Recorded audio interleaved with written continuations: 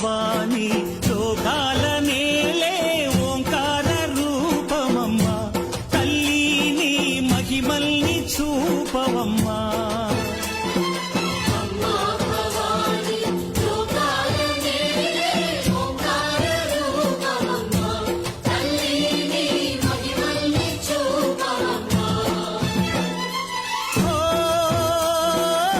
సృష్టికే దీపమా శక్తికే మూలమా సింహరథమే నీదమ్మా అమ్మ దుర్గమ్మ భక్తులను దీవించుమా